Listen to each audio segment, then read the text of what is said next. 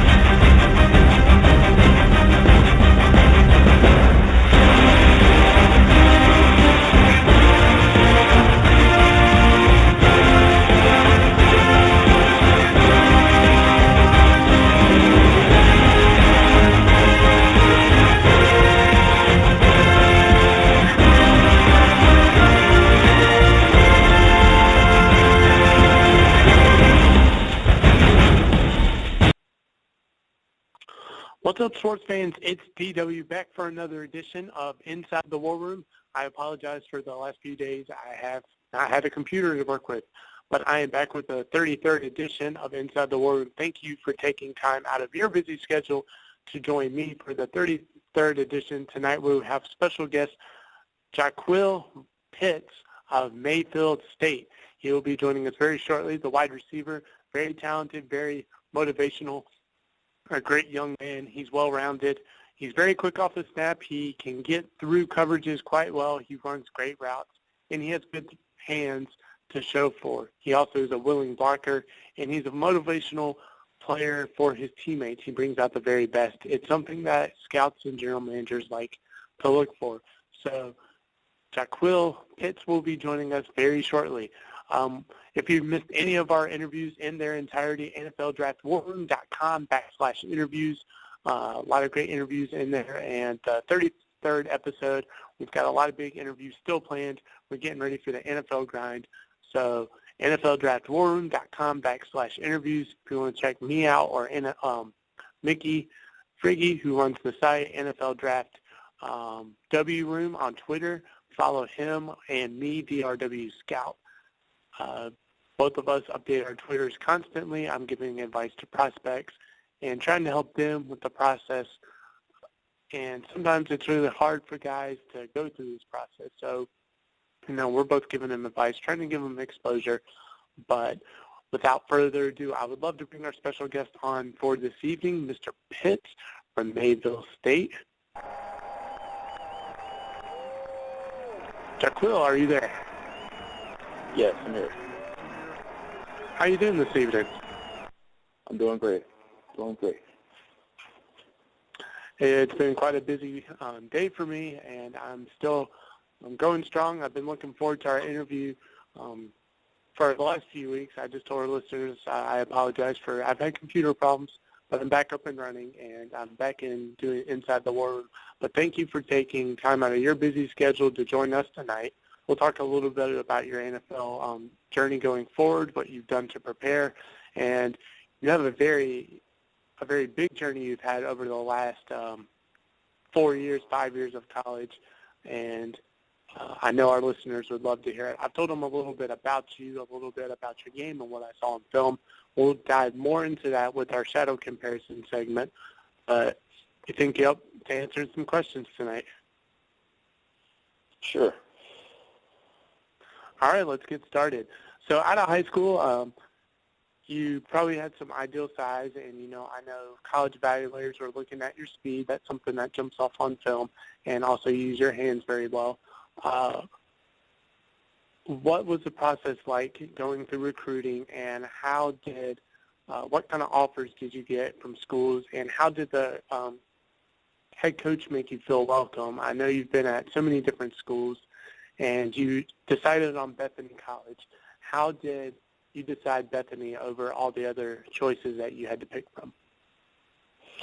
The reason why I decided Bethany College because I actually wanted a smaller environment. There were several Division I colleges recruiting me, but as everyone is aware, when you're on a big campus, there's a lot of attention that you may generate, and you're going to have to deal with, a lot of distractions such as the media and the critics. So the reason why I decided to go to Bethany College, which is a smaller division school, because the academics, they're very concerned about academics, and with being a small campus, you're really negated from potential distractions such as walking across class and people are trying to, get autographs and, people trying to be inquisitive about certain things as compared to being at USC or et cetera. So when I went to Bethany College, it was a great experience. The coach was excited to have me. I actually played kick return in my freshman year. I was backing up an all-conference receiver.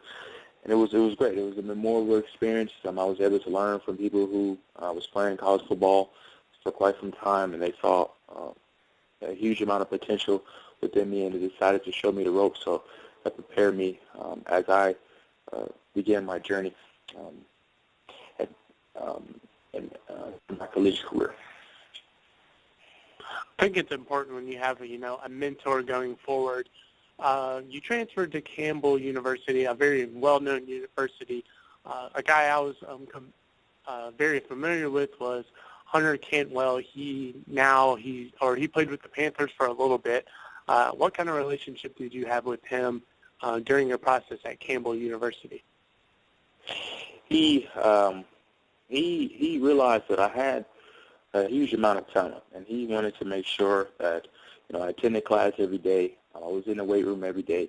And with him being in the NFL, there's another level of work ethic that he wanted to, make sure that I execute within my game. So he sort of gave me more attention as compared to the other receivers in my group, but he saw a huge amount of potential in me. So he decided to, have extra time with me after class and, actually throw routes to me and show me how to run pro routes and show me how to compose myself and prepare me for, what is next, what is necessary to actually succeed at the next level. And he actually, he allowed me to see the playbook of the Ravens. It was huge. He showed me how to get down. He showed me how to memorize certain things, showed me how to analyze defenses from a quarterback and receiver perspective. And, it was very advanced. It was very interesting and very fun. I think Hunter is somebody that, all players should have, a mentor figure going forward with the process. It's really important that he's giving you the insight, and I'm sure he's probably giving you insight for the grind going forward. What has he told you for the NFL grind, what to expect? Is it the speed that's different, or it's the environment? What kind of advice has he given you going forward with your process going into the league or trying to get into the league? He's told me there's a big difference between the NFL and college football. There's a certain way that you play the game. It's similar to geometry, and it's played at a very expeditious level. So he told me to basically train at least 6 or 7 days a week. The main deal escalating to the next level of psychology. They're trying to get your mind on another level as compared to just doing what's necessary just to get by.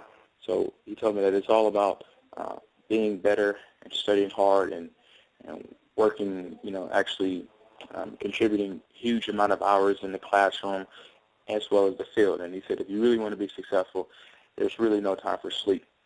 So he said focus, and he said don't focus on beating someone that's next beside you. Focus on being the best in the nation, and focus on if you analyze film from actual pro football prospects, try to mirror your game with theirs and see how they play the game instead of just doing enough to dominate your competition at the collegiate level. Because he told me at the next level there's going to be people who have the same speed as me, have the same size as me. So he told me that I have to learn what's necessary to be better than my competition and learn in regards to studying. Because if you know your opponent, he said that's the key. I think it's really important. You hit on a lot of things that I really value. You said you value your education. You know, you picked some very good educational schools, and you not only educational but great athletic schools. And I think it's very comforting to hear that you value your education. You know, some guys are like, well, I have all the talent in the world. I'm going to get picked in the first round, and that's a wrap. No, I mean, you have your education to fall back on if this doesn't work out, that you value this. And we'll talk a little bit about something else that's unique about you that, you know, I picked up on. And, you know, I've been doing a little reading on you. We'll talk about your motivational stuff in just a little bit, but let's talk more about your football background. So you spent your last year at, Mayville. And how did the coaching staff finally polish you into an all-around receiver, getting ready for the next level, and what was it like in your last season there? My last season, unfortunately, I actually experienced an injury. I actually dislocated my ankle within, I believe it was the third game. But as far as Mayville being supportive of me and actually enhancing my caliber, they focused on my strength because they were aware that I had speed, but they wanted to enhance my strength. So they expressed in the methods of spending more time in the weight room. So when certain players were in the room, you know, watching film, I had to be in the weight room because it was more concerned with my strength, especially because they realized that I have potential at the next level. So they focused on my strength, and they focused on my route running, my technique, my philosophy, knowing the playbook from inside out, and focusing on me as a person, how to, you know, handle with the media, how to deal with the normal student population, and how to, you know, carry myself at a higher standard. I think that's great. That, you know, you're trying to improve to make yourself better, even, you know, overcoming the odds. Let's move into something more about your game. I like to call the shadow comparison segment. I watch your film. I've watched all the things you sent me, and, you know, even some. I spent about an hour tonight watching various things and about your game. And I let you tell me, or our listeners, per se, who you mold your game around or who you compare your game to in the NFL today. And then after what I've seen on film, I'm going to tell you who I compare your game around after I've watched your film. Okay. I mold my game similar to Tavon Austin. He's a smaller but quick receiver. He utilizes his speed to beat the defense, and he's very strong as well. People don't realize that he's a strong receiver as well. He's not afraid to go across the middle and block a linebacker, and he's very fierce. Even though he's only approximately 170 to 180 pounds, he plays as though he's 225, but he's typically at times he's the fastest receiver on the field. So I rely on speed the most, and that's why I compare my game to Tavon Austin. Tavon Austin is an explosive guy with world-class speed. You know, it's rare to find a guy with his type of speed. I'm going with a guy that is now with the Washington Redskins.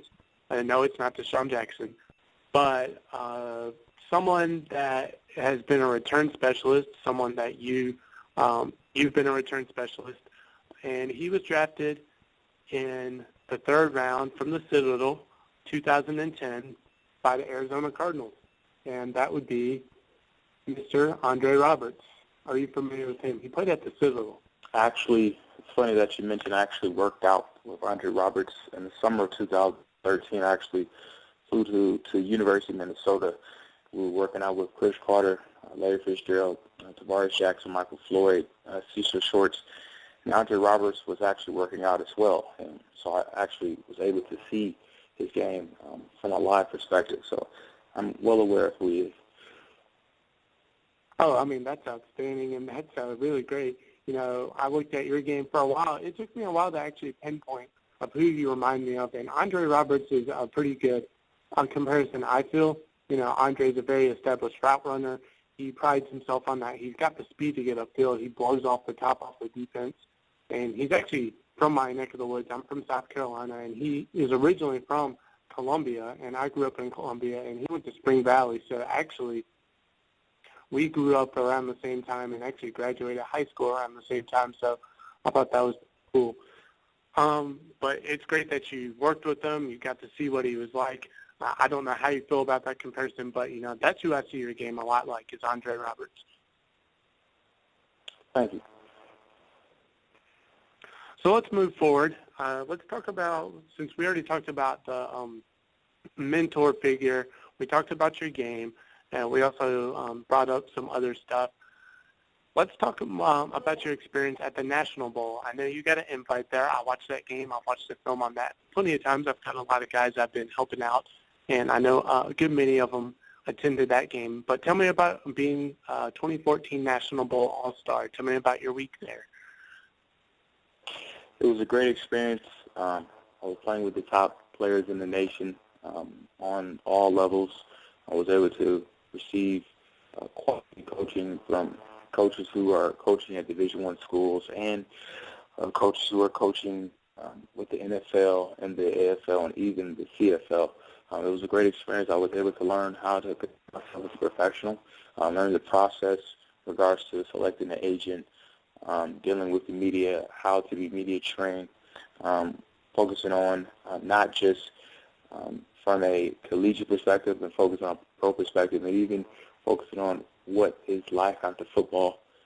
It was a great experience because, there were actual NFL scouts there. They were able to measure you, and measure your height, measure your weight, evaluate you for over 3 days. It was 2-day practices. So the scouts were able to not only view players who were had great careers, but also players who may not have has garnered all-star recognition or all-conference recognition. So that was a great experience for me because I actually spoke to scouts from the Eagles and the several teams from the CFL, and also I spoke to the Packers. Hey, the Packers are a great team. I know they're looking for one more guy in the receiving corps. Could you be the answer? We'll talk a little bit more about the Packers since you've had a relation, but also we'll talk about your favorite team in just a bit. That will be the last segment of the show. And what have you been getting ready for the grind? Where have you been training at? I believe your pro day is coming up. If you've already had a pro day, how did it go? How have you helped yourself to get ready for the next level grind to show scouts that you're ready for this? Where have you been training in? What opportunities other than your National Bowl experience have you done? I've been training 6 days a week at my alma mater. It's a community college because I actually, throughout my process of studying at several universities, I was actually studying online at a community college that's located in Waurika, California. It's called College of the Sisters. That's where I've been studying. I've also been getting tips from their receivers coach. Been in the weight room 6 days a week, and I'm on the field 4 days a week. In regards to my pro day, I do have a pro day that's upcoming. I can't disclose it yet, but after the pro day commences, I will inform you of my pro day occurred. But getting ready for my pro day is approximately 2 weeks away. It's on March 31st. It's going to be a great experience. We're going to have to, endure many tests. I'm pretty sure there's going to be a lot of interview questions and et cetera. But I'm excited for because that's a chance that I get to show scouts my game from both an intellectual level and a physical level. I think that's outstanding. You have every opportunity to really showcase yourself, impress scouts with your speed, your hands, and, your crisp route running. I think it's going to pop out to someone and say, he's definitely not necessarily worth a draft spot. A draft spot is not the answer to everything. I tell guys this every day. Would you rather be undrafted and have a story and say, yeah, I made a team by overcoming the odds of not being selected, or a guy that gets picked up in the 5th round or 6th round and gets cut, 2 years later, and you're forgotten? I would rather have a story of being an undrafted rookie that makes an impact and gets a contract and moves all the way up. I mean, some of the best NFL greats have been undrafted, but that's no knock on you. I hope you get drafted by all means, and it would be thrilled if you got drafted and I heard your name on, any of the draft days. But, I just really am excited for your opportunities. I know one of these scouts is going to be like, wow, this guy's got something. So let's move into what I like to call this three-wish segment. We're at the 10-minute mark of the show. Three-wish segment, pretty much, I'm going to allow you to wish for anything in the world that you want. The only thing you cannot wish for is instant success to make an NFL, CFL, AFL, or whatever kind of league whatsoever. But you can wish for anything else in the world you want. So, Jaquel, what would you like from me, your genie? 3 wishes. First wish is $1 million. Okay. The second wish is a house for my family. A mansion, a mansion for my family. And the third wish is the ability to own a Fortune 500 company. Or, excuse me, possessing a Fortune 500 company. You know, I did a little research from you, and I was looking at your LinkedIn, and I was very impressed. And you have, stocks, and, you're investing. You're very in tune with, things that are going on and trends. Let's move into something since we have a little extra time. Tell me about your motivational speaking. Who are you reaching out to? What's your target audience? Guys that are motivational to, not only, I guess, different types of people, but, their teammates as well. Tell me about your motivational speeches and what are you trying to accomplish with this? I've been a motivational speaker ever since I graduated from high school. Unlike most prospects, I was actually in the foster care system since I was 5 years old. So me being a motivational speaker, my goal is to encourage everyone, and despite the fact you may be experiencing a hardship or obstacle, you can be successful. Because according to statistics, only 1% of foster youth go to college or even actually graduate with a degree.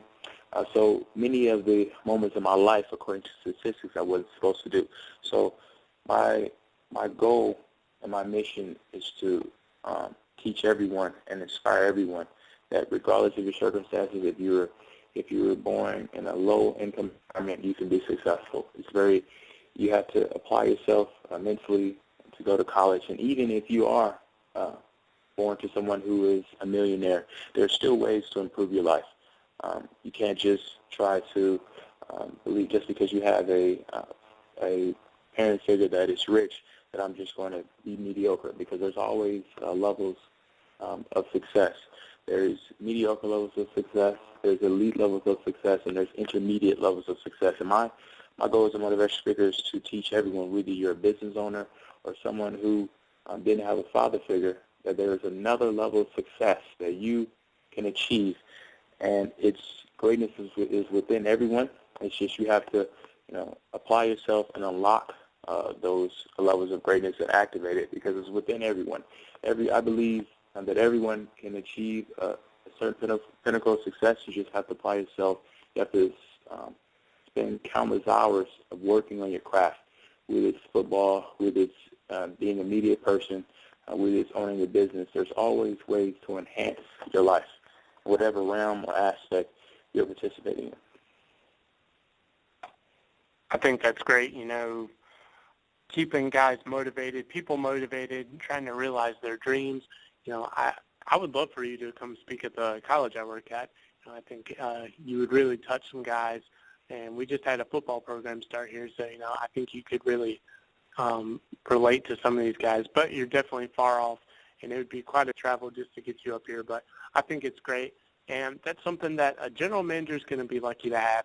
You're a guy that's going to motivate your teammates, not only to play really well on the field, but off the field. You're going to encourage them to give it 100%. You're going to give them, amp them up for game time. Not only do you have talent on the field, but you're taking something off the field that a general manager is going to say, hey, this is the kind of guy that I've been looking for in the locker room. And, looking with everything in your past, I know you've had quite a decorated past. I'm meaning that in both good ways. You've overcame a lot, and guys can relate to that. you're going to be the guy in the locker room, if you get an NFL opportunity, that's going to have, a whole bunch of people looking up to you because, you're going to bring out the best in them. That's what, an NFL general manager is going to be really blessed to have. Thank you. So let's move in the last segment. We're at the 4-minute mark. I'm going to let you sell yourself to an NFL general manager. I don't know who your favorite NFL team. Who is your favorite NFL team? If you don't have one, just tell me, and we can build on that. My favorite NFL team is the San Francisco 49ers. 49ers, okay. 49ers have a great franchise.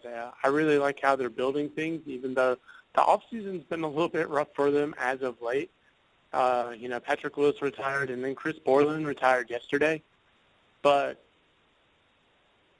let's go with Trent Baalke, who's the general manager over there. He's been quite successful.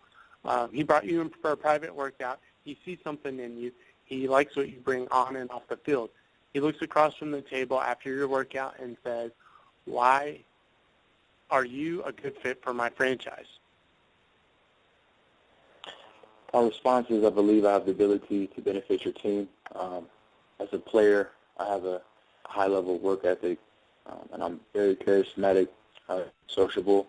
I won't distract the team as far as negative. I won't bring any negative in towards the team. I'm a very model citizen, and my desire to win is to win a championship, and I pride myself in working as a player, attempting to win a championship, and I will mesh with my quarterback, mesh well with the wide receivers, mesh well with my fellow teammates, and hold myself to a high-class standard.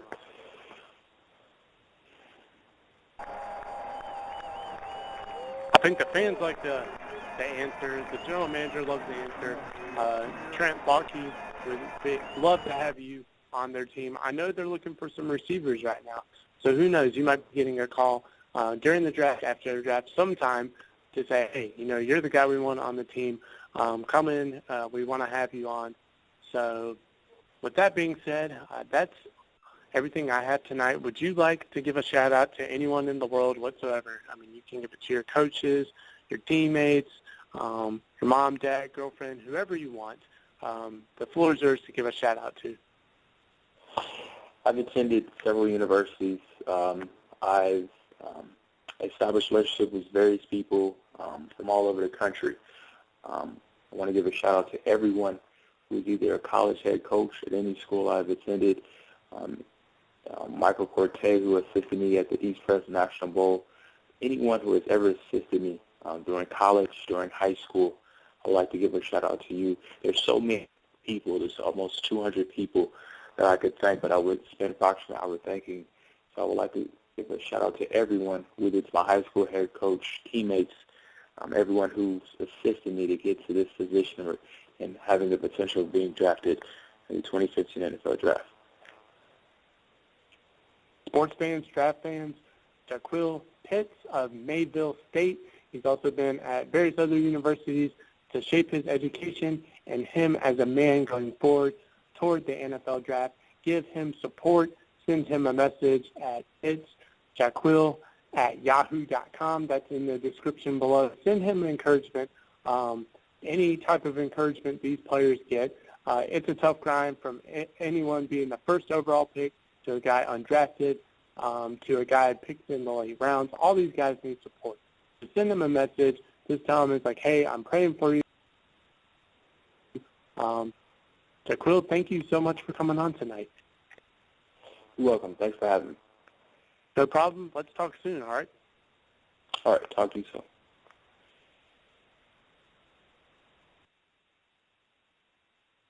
Jaquel Pitts of Mayville State University, really great guest, a humble young man with a lot of great potential in the locker room. He's a very good player on the field. He's a great crisp route runner. He's worked with some of the best in the league. He's worked at the Chris Carter camp.